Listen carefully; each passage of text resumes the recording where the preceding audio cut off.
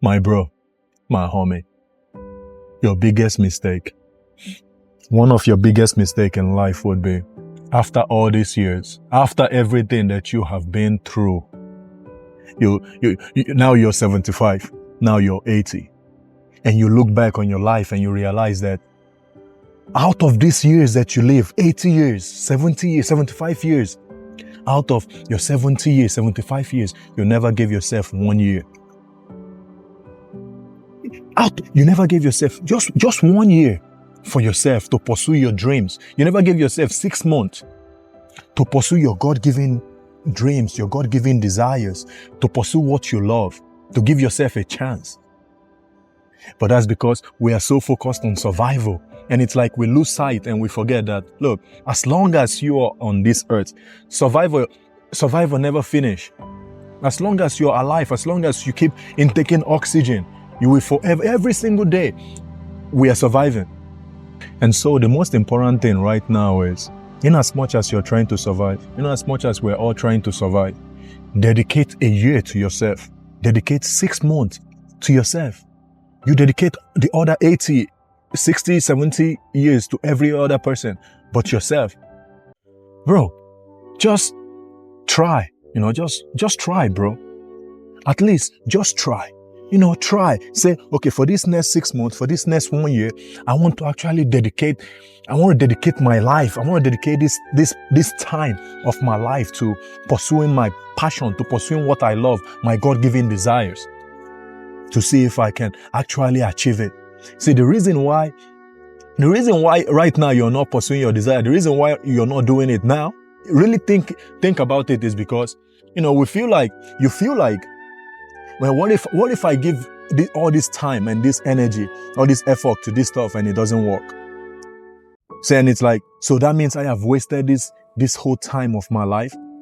Like, what if I put all of these people that I need to put on Do Not Disturb?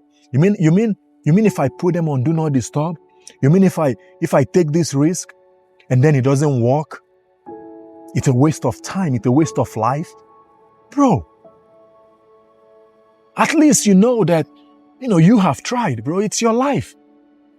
But my question to you is, what if you try it and it works out? What if you try it and it works out? What if you achieve that passion? What if you achieve your heart desires? Okay, I feel like I'm getting on fire here. But it will be very bad. It will be very bad to be 80, 75. And you look at things, or you look at people who did this thing that you always put off, and you say, and now you're thinking to yourself, man, if only I had done that. If only I had done that. And now you look at your grandchildren. You look at your grandchildren and you're like, oh man, if only I did this. By now, this is what I'll be doing with my grandchildren. If only I did that. If only I allowed myself to get this experience, or to get that experience, or the experiences. Now I can offer that to my grandchildren. Man, this stuff want to make me cry. This stuff want to make me cry. This stuff want to make me cry. But you didn't try. And because you didn't try, so now you have to settle with what you have. You have to settle with what you have. And I want to say this specifically for the men. I think it can apply either way. Look, when you ask a man, why do you work so hard? A man will say, I work so hard so I can provide for my family, so I can provide for my wife and my children. So when you ask a woman, why do you work so hard? They will say, I work so hard, so I can take care of my child. When you ask a child, why do you work so hard? They say, I work so hard so I can take care of my mother. And this is to say, as a man, make sure you're the number one beneficiary of everything you're working for. Because you're already going to sacrifice. You're already sacrificing. You should do that. But you have to remember, you have to make sure that you have yourself in mind. You have to make sure that you love yourself enough and eat the fruit as well of your own labor. And for everyone, your death would come in the middle of a random day with an unfinished plans. And not your family, your friends, they will celebrate you, they will mourn you, and they will bury you. But life goes on. The day they bury you, some people would even have sex that same night.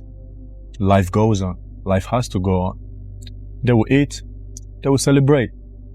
So, while you're here, live life, enjoy life, live with purpose, but also live with eternity. Be eternity conscious.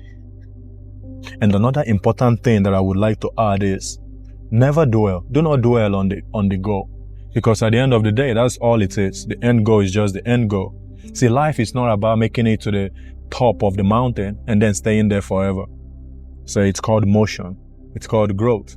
Think of meeting your goals and dreams like a checkpoint. As you go through life, you meet people, you make friends, you enjoy moments, but it's never to stay there. And then once you achieve your goal or a checkpoint, you repeat the process again. And some people might think, well, what's the point of life? Some people would see no meaning in life that's just involve you achieving or getting to a checkpoint, getting to the mountain top, and then, seeking another mountain top to get to. But you have to understand, and you have to always remember this. See, many people never get to their goal. Many people never achieve their goal. Most people don't even come close to reaching their goal.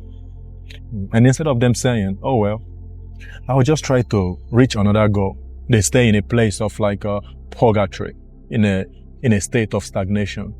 So chat, I say chat, live life to the fullest, because you never know when you physically won't be able to do it anymore,